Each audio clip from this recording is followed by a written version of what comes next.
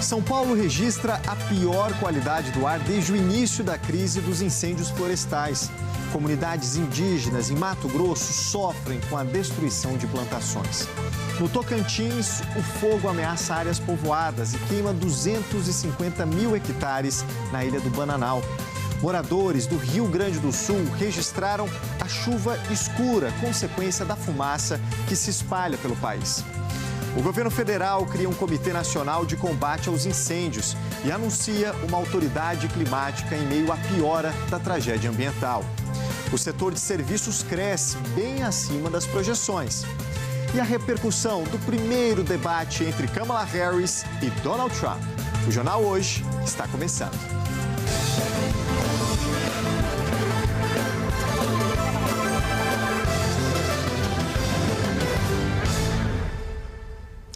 Nós começamos o Jornal Hoje trazendo para você um panorama da situação dos incêndios florestais pelo país. A região metropolitana de São Paulo teve hoje a pior qualidade do ar desde o início desse período de incêndios, segundo a Companhia Ambiental do Estado.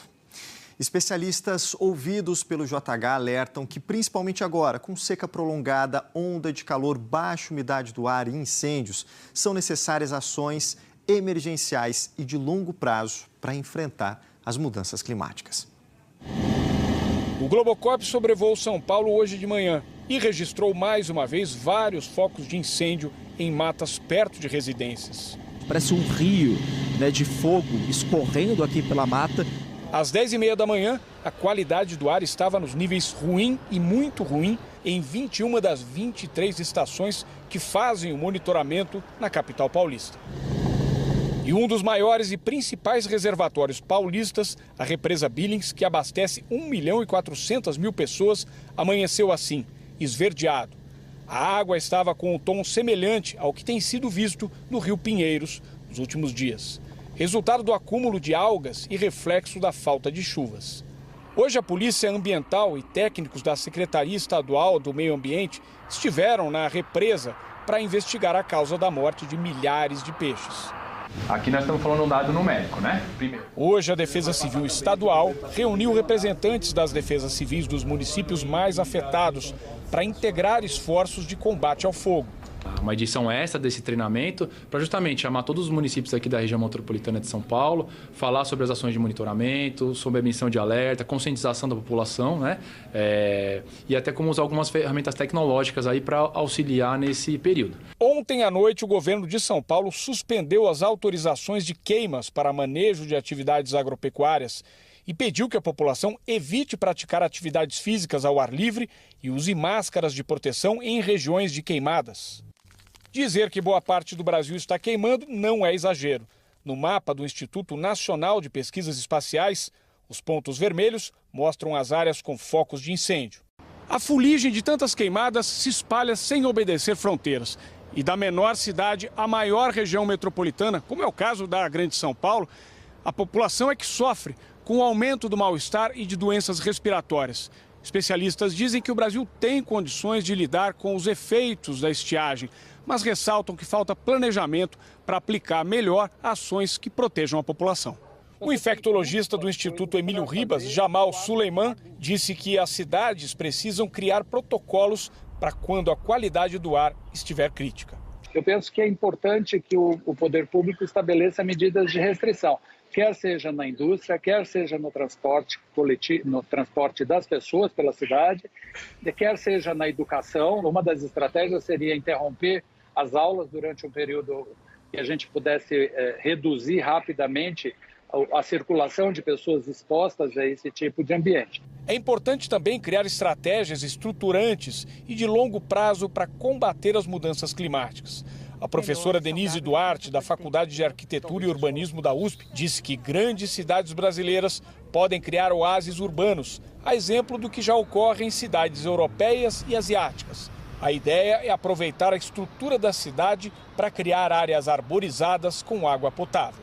Paris já tem esse programa chamado Oasis, né, muito bem estabelecido. Barcelona também. Um investimento muito grande em soluções baseadas na natureza. A gente levaria essa ideia para os pátios escolares, os pontos de maior concentração de pessoas, as ruas, as praças, as grandes estações de transporte, os terminais de transportes, para que a gente possa dar alguma condição de amenidade microclimática para o deslocamento das pessoas. Você tem múltiplas coisas para fazer no quadro agudo, mas mais importante do que isso, eu acho que a gente precisa estabelecer metas para que isso não ocorra mais. Nós não podemos vivenciar isso na próxima temporada de inverno, isso não faz sentido. É isso, né? As respostas emergenciais são sim fundamentais, mas não são suficientes. É necessário todo um planejamento e um trabalho de prevenção de todas as instituições em todos os níveis, União, estados e também municípios. Em nota, a Secretaria de Meio Ambiente, Infraestrutura e Logística de São Paulo afirmou que a limpeza do reservatório Billings deve ser concluída ainda hoje, que o resultado da análise de qualidade da água deve sair já nas próximas horas e garantiu que a água fornecida para a população é potável. A Prefeitura de São Paulo declarou que está se reunindo com representantes das secretarias municipais para avaliar as medidas para o enfrentamento da piora da qualidade do ar na cidade. E o governo federal publicou hoje o decreto que cria o Comitê Nacional de Manejo Integrado do Fogo. O presidente Lula também disse que vai encaminhar uma medida provisória ao Congresso Nacional para criar a autoridade climática. O desafio do governo é reduzir a quantidade de incêndios e proteger os biomas. O ministro do Supremo Tribunal Federal, Flávio Dino, deu 5 dias para ampliação do efetivo na Amazônia e no Pantanal. Hoje de manhã, o governo federal publicou no Diário Oficial um decreto que cria o Comitê Nacional de Manejo Integrado do Fogo e o Centro Integrado Multiagência de Coordenação Operacional Federal, que tem a função de monitorar e articular as ações de prevenção, de controle e de combate aos incêndios florestais. Também hoje, o presidente Lula voltou a falar sobre o assunto em entrevista para o Grupo Norte de Manaus. Lula afirmou que vai tirar do papel a promessa de campanha de criar uma autoridade nacional para o clima, além de editar uma medida provisória com o estatuto jurídico para a emergência climática. Nós temos certeza que os eventos serão cada vez mais frequentes e intensos e, portanto, eu vou encaminhar ao Congresso Nacional uma medida provisória criando o estatuto jurídico da emergência climática. Por isso, vamos estabelecer uma autoridade climática e um comitê técnico-científico que dê suporte e articula a implementação das ações do governo federal, junto com o governo estadual e junto com as prefeituras. O governo ainda não informou qual será o modelo dessa autoridade climática e também não detalhou se terá orçamento próprio. O presidente Lula também falou que o Exército pode usar jovens do serviço militar para combater o fogo. Hoje, no Rio de Janeiro, a ministra do Meio Ambiente, Marina Silva, voltou a falar sobre a gravidade das queimadas no país. Ela defendeu o aumento da pena para os incêndios criminosos e destacou as medidas de proteção ao meio ambiente. Vamos continuar trabalhando na criação de unidade de conservação, que é uma grande barreira, a desintrusão dos territórios indígenas, que é uma grande barreira também aos incêndios. E ainda como parte das medidas de resposta aos eventos climáticos, hoje à tarde haverá uma reunião virtual entre o comandante da Força Nacional, Coronel Fernando Alencar, o secretário nacional de Segurança Pública, Mário Sarrubo, e os comandantes dos bombeiros de todos os estados e do Distrito Federal. O objetivo desse encontro é pedir contribuições para aumentar o efetivo da Força Nacional no combate aos incêndios. O comando da Força Nacional ainda vai definir onde esse novo efetivo vai atuar. Este especialista disse que a medida do governo de criar a autoridade climática é importante, mas que o governo demorou para anunciar. O Estatuto da Emergência Climática vai permitir você elencar quais são as regiões que estão com risco de ter um evento extremo e poder prevenir o impacto nas pessoas com antecedência. Nesse sentido, que é bem-vindo que venha agora, esse decreto da emergência climática, algo que puder ter sido feito pouco antes do ano. E reforçou que, com a gravidade da seca, as comunidades atingidas precisam de mais auxílios. Então, o que você pode fazer de prevenção? Não posso mudar a seca, mas eu posso mudar esse impacto. Por exemplo, se eu mapear e conectar todas essas comunidades antes que cheguem os eventos do fogo. Eu falava mais cedo com o secretário nacional de Segurança Pública, Mário Sarrubo, e ele disse que o objetivo é aumentar dos hoje cerca de 80 bombeiros ali que estão na Força Nacional para 120. E aí observar as prioridades para a distribuição desses novos bombeiros.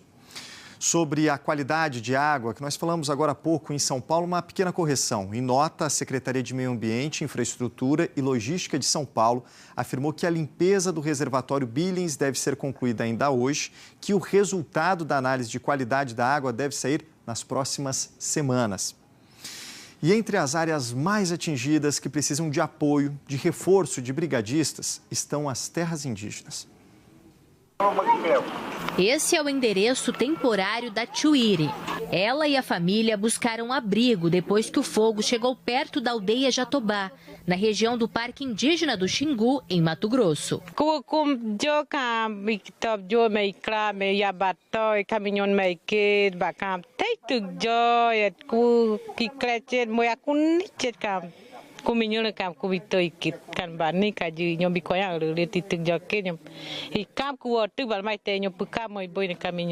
Na mesma região, terra indígena Capoto Jarina, os incêndios comprometeram a alimentação de quem vive na aldeia Piaraçu.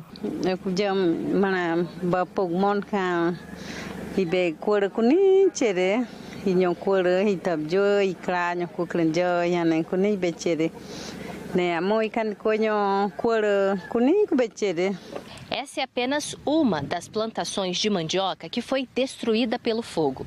O alimento é a base da farinha, do biju, que são essenciais na dieta do indígena. Sem conseguir colher o que foi plantado, há o risco de faltar comida no ano que vem. Ainda ano que vem, para nós plantar novo, é só lá para o maio, junho do ano que vem que nós vamos ter comida de mandioca, de outras comidas que nós vamos plantar. Estamos preocupados com nossa alimentação natural, né? E nós não temos muito recurso para comprar comida que não é nosso, né? Mesma situação na aldeia Rio Formoso, que fica no território dos indígenas Paresi. Como vocês podem ver no fundo, os últimos pés de banana que tinham sido salvos para o nosso cardápio do dia a dia, na data de hoje se foi. Uma perda irreparável, tanto flora, agricultura, fauna, tudo destruído aqui no território.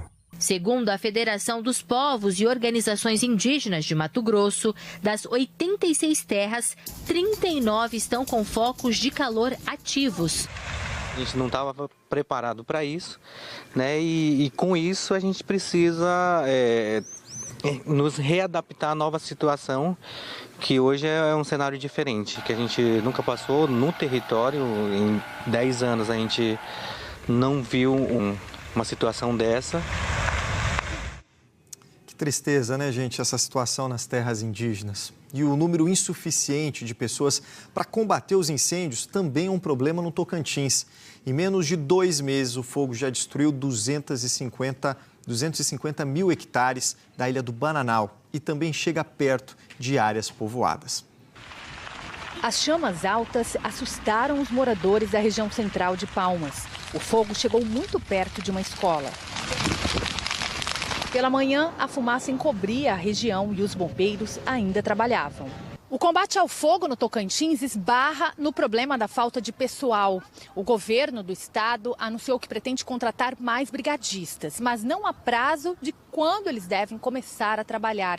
A preocupação é que aumentou a frequência com que o fogo se aproxima de áreas onde vivem famílias. É o caso desse incêndio bem ao lado da aldeia Imoti, na Ilha do Bananal, leste do estado. Na mesma região, o fogo também ameaçou esse hotel. Atualmente, a Ilha do Bananal é a região do Tocantins com mais incêndios. Uma força-tarefa do ICMBio e do IBAMA está atuando na região da Mata do Mamão, uma das áreas mais vulneráveis da ilha. As equipes estão mobilizadas dia e noite, mas precisam de mais brigadistas, equipamentos e aeronaves, por causa da proporção que os incêndios tomaram com o avanço da estiagem. Os ventos estão mais fortes, a temperatura mais alta, a umidade do ar. A gente teve dias agora aqui na região com menos de 10% de umidade, né? Então, assim, tudo isso contribui para que o comportamento do fogo fique mais extremo e a vegetação mais suscetível à passagem do fogo. Esse combo dificulta muito o trabalho, né? É vento forte, é tempo seco, é calor. No lado paraguaio do Pantanal, os incêndios estão fora de controle e espalham a fumaça para cidades de Mato Grosso do Sul. Com galões d'água, voluntários tentam conter as chamas, mas o fogo avança e cerca estradas vicinais na região do Chaco Paraguaio, no norte do país. O combate ganhou reforço de militares do Exército Paraguaio. Nas últimas 24 horas, são 347 focos de calor nessa região do país vizinho, segundo dados do INPE. De acordo com o Instituto Florestal Nacional do Paraguai, os incêndios estão fora de controle e já consumiram mais de 100 mil hectares nessa região do Paraguai. A fumaça se espalhou e chegou à região de fronteira com o Brasil, que já sofre com a fumaça vinda do Pantanal brasileiro e da Amazônia. O céu azul desapareceu. Mal se vê o horizonte. No horizonte, a imagem é de fumaça. Muita dificuldade, muito ruim. A respiração dificulta muito, o cansaço é bem maior. Tá difícil, né? Os olhos ficam ardendo direto, o cansaço. Nesse ano, o fogo já destruiu quase 3 milhões de hectares do Pantanal. Em setembro, já são 1.193 focos de calor no bioma. O clima tem dificultado o trabalho de brigadistas do IBAMA, tanto do lado brasileiro quanto na Bolívia. Essa semana a gente está enfrentando uma onda de calor, com temperaturas altíssimas, acima de 40 graus, e umidades baixíssimas, abaixo de 10%. Então, realmente é uma situação bem difícil para o combate, né, e também para a propagação desses incêndios florestais. Essa dificuldade toda fica evidente ali nas imagens. Em Minas, tem fogo na zona de proteção ambiental da Serra do Caraça, que fica na região central do estado. Segundo biólogos que acompanham a ocorrência, o fogo está a 5,5 km do santuário, de 250 anos. A Serra do Caraça fica numa região de transição entre o Cerrado e a Mata Atlântica e é conhecida pela natureza exuberante e pelos animais silvestres, como o lobo-guará. Toda a área está sendo monitorada, claro, nesse instante. E cerca de 24 horas depois de os bombeiros anunciarem que haviam controlado o fogo na Chapada dos Veadeiros, autoridades de Goiás confirmaram um novo foco na região. Foi no fim da manhã essa confirmação em um local de difícil acesso. Os brigadistas já estavam em alerta para outras ocorrências por conta desse tempo seco.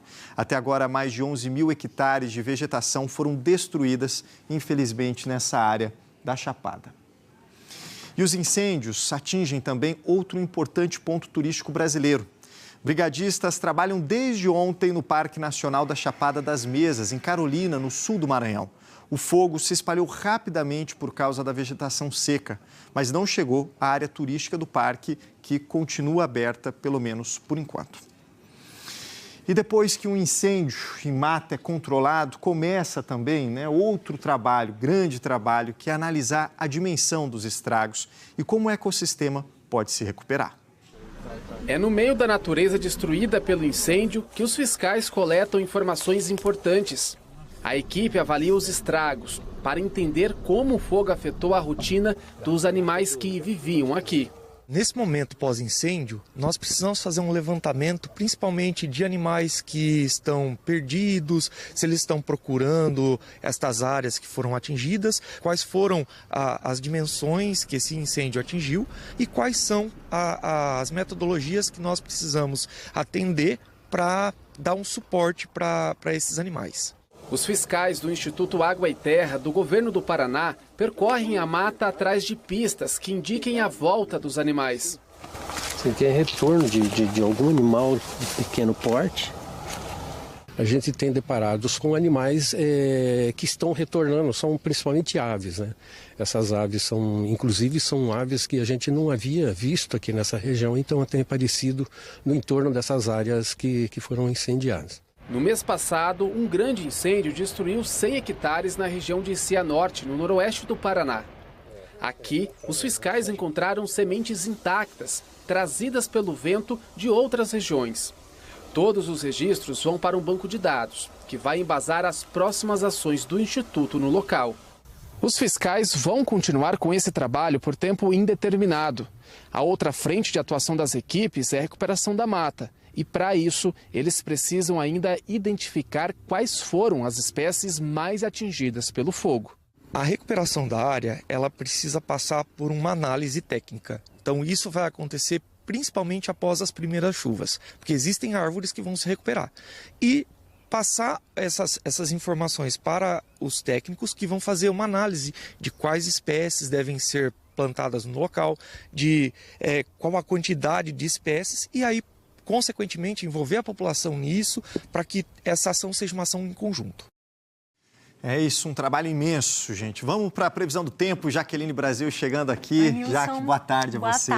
Boa tarde para você que está aqui com a gente. Jaque, segue esse calorão e aí tem máxima beirando ali os 40 graus, é isso? Eu vou começar falando justamente sobre as temperaturas que continuam muito altas em quase todo o país. As máximas vão continuar acima dos 30 graus, quase 40 e acima da média para setembro. E até em capitais que são quentes nesse período do ano, as temperaturas estão fora do normal. Em Cuiabá, por exemplo, a média agora para setembro é de 35,6 e hoje termômetros devem chegar aos 42. Mesma condição para Rio Branco, normal 33,7, máxima de 36. Em Porto Alegre, Rio de Janeiro e São Paulo, as médias são mais baixas, mas hoje as temperaturas estarão lá em cima com 36, 38 e 34. Atualizando o Rio de Janeiro, já bateu 38,3, maior temperatura desse inverno. Tá de muito quente também em Teresina e em Porto Velho, com 38 graus. Boa Vista e Campo Grande com 36, 33 em Belém, 32 em São Luís e em Curitiba. A alta pressão que reforça o bloqueio atmosférico funciona como uma tampa. Ela empurra o ar de cima para baixo, então esse ar quente aumenta a temperatura e diminui a quantidade de vapor d'água na atmosfera. Com isso, a umidade do ar deve despencar, como já vem ocorrendo em todas as regiões, e a pior condição nessa área aqui em vermelho, o índice pode chegar a até 7%. Meu Deus do céu, é baixíssimo. Muito baixo. Então, praticamente todo o país com esse tempo seco, né, Jaque? Mas sobra chuva para algum canto do Brasil? Em alguns pontinhos no extremo sul gaúcho, em áreas do Amazonas, também Roraima, no leste nordestino. Com essa previsão aqui, condição de tempo firme e seco em grande parte do país, dá para ter uma ideia, observando as imagens do satélite do INPE, que a fumaça continua espalhada, né? Do Amazonas até o Rio Grande do Sul. Como não está chovendo, a fumaça não se dissipa, mas segue o mesmo percurso dos rios voadores. Mas eu quero chamar a sua atenção para essa área aqui mais branca, que já passou, mas eu chamo aqui também, ó, do Uruguai, tá vendo? São áreas de instabilidade que acompanham a frente fria e, conforme essa frente fria avança, forma nuvens de chuvas misturada com fumaça. E o resultado é a chuva escura. O Juliano Castro está em Porto Alegre, Nilson, e vai trazer mais informações para a gente sobre essa chuva diferente, né? Boa tarde para você. Boa tarde, Juliano. Olá, Jaque. Boa tarde para você, para o Nilson, para você de casa também. Pois é, essa chuva escura, ela foi formada em função da fuligem, da fumaça das queimadas, que se misturou com a chuva, segundo especialistas. Isso foi registrado na região sul do Rio Grande do Sul e também em Montenegro, na região metropolitana de Porto Alegre. E a previsão de uma nova frente fria aumenta a possibilidade de que esse fenômeno se repita em outras áreas do Rio Grande do Sul. Vale lembrar que essa água escura da chuva carrega poluentes. Nós estamos aqui na região da Orla do Guaíba, em Porto Alegre. Dá para ver que o céu está bem encoberto hoje, aqui na capital gaúcha. Mas olha essas imagens feitas há alguns dias aqui. Um dia de céu aberto, céu azul, de sol.